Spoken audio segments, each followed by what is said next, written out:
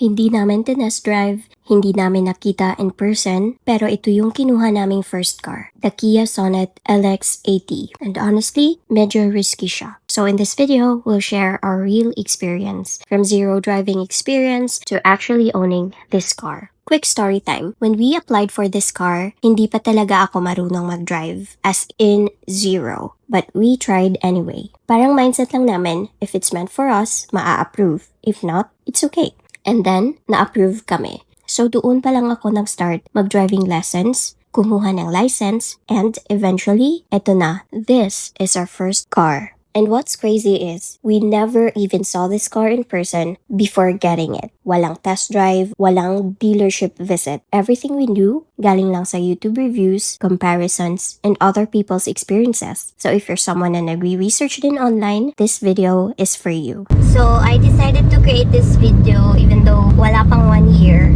to share our honest review and our experience using Kia Sonet. So the first thing I want to talk about is how it feels like when you're inside the car.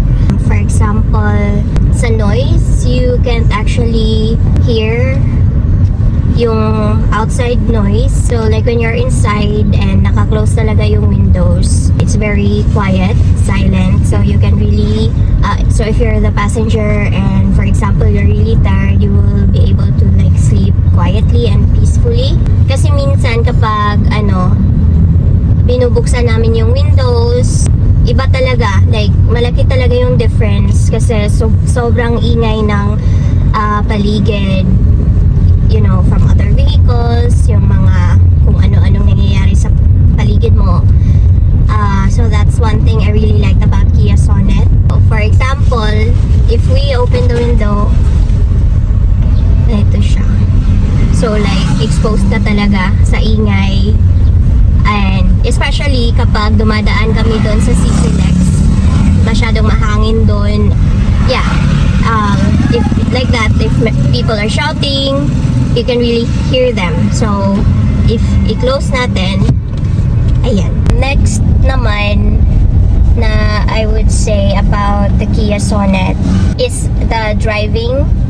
So as a first time lady driver, it was actually, to be honest, wala naman akong issue sa car, but ako lang yung my problem because yung dashboard actually is medyo higher for me since I'm a short person. So like nung pagkaupo ko, nagulat ako kasi hindi ko makita yung kalsada, and that time I was still like practicing, improving my driving skills. So like natakot talaga ako kasi yung ginamit ko sa driving school is iba, like nakikita ko talaga yung kalsada mismo, and maganda yung vision ko ba compare dito sa Kia Sonet, mataas yung dashboard, so hindi ko agad nakita yung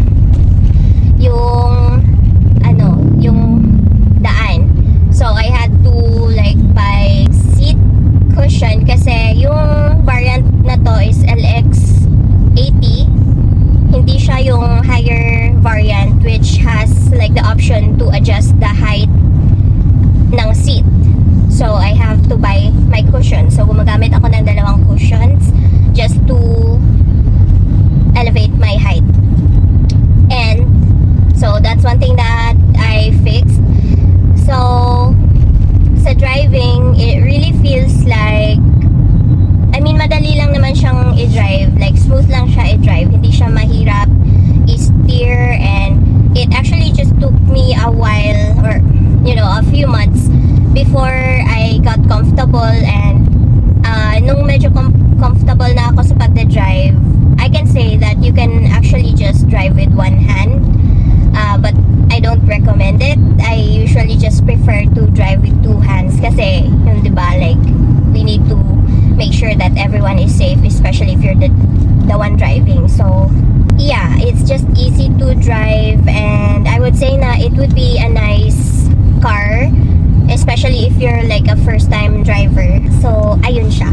So why the Kia Sonet? First, budget. This was one of the few options na pasok sa budget namin, but still feels complete. Second, ground clearance. Mataas siya compared to other cars in the same price range, which is very important, especially dito sa roads natin. Third, features. I wouldn't say it's super high-tech, but it has everything you actually need. And the interior, especially the display, feels more premium than expected. And another thing we noticed, okay din siya for taller people. May enough legroom and headroom so hindi ka masisikipan. But I want to be honest, nung first time ko umupo sa driver's seat, natakot ako. Mataas pala yung dashboard and the fact na maliit ako, that time, na-feel ko talaga na mali yung naging desisyon namin to pick the Kia Sonet. Kasi nung nag-driving lessons ako, iba yung car na ginamit, mas mababa yung dashboard, and kita ko agad yung road. So napaisip talaga ako, dapat ba chinek muna namin to in person? Parang ang bilis kasi na nangyari. That time, since hindi pa sure if maa-approve kami, I didn't think about anything else. We just wanted to get the confirmation before we decide kung ano yung next move. But eventually, I realized hindi naman pala yung car yung problema. The seat positioning and the help of 2 seat cushions, okay na siya ulit. The problem was solved. So if you're small like me, just know na may adjustment phase talaga siya. And since we got the LX variant, wala siyang height adjustment feature. Meron naman daw siya sa EX ata yun or sa SX variant. But it's okay. Again, you can find those seat cushions na nakaka-boost ng height mo so you can actually see the road properly. Now let's talk about real daily use. Honestly, super smooth siya i-drive. Hindi siya intimidating, especially if beginner ka.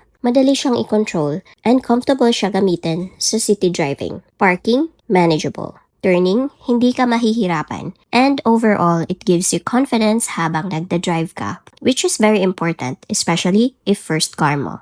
I also appreciate the safety features. My airbags, of course, my reverse camera, which is very helpful, especially for beginners. Although, wala siyang front camera, so medyo limited pa rin sa harap. Wala din siyang blind spot detection feature, so you have to manually check your mirrors, especially kapag nag-overtake ka. And one feature I didn't expect to appreciate, yung auto lock. Once you reach a certain speed, maglalak automatically yung doors. Small detail, but it adds peace of mind. Kasi minsan, nakakalimutan ko talaga na i-lock yung doors before I start driving. And there's also brake assist. You'll actually feel it, especially kapag downhill. Even if hindi ka masyadong nagbe-brake, parang tinutulungan ka niya mag-control ng speed. And as a new driver, sobrang nakakatulong talaga siya. But of course, hindi siya perfect. First, walang height adjustment yung seat. So if maliit ka, you really need to adjust or use a cushion. Second, walang front camera. Hindi naman siya deal breaker for us. And third, we're currently experiencing a small issue with the power window. Sa passenger side, minsan hindi siya gumagana from the driver controls. So, kailangan mo talagang gamitin yung button na nasa passenger side. But honestly, minor issue lang siya for us. And we'll just have it checked sa next PMS. For context, we got the LX automatic variant. So since we got the LX automatic variant, wala siyang sunroof, wala siyang extra premium features, yung seat, hindi siya leather, but it's still comfortable and high quality pa rin naman yung material. For its price, super sulit na talaga niya.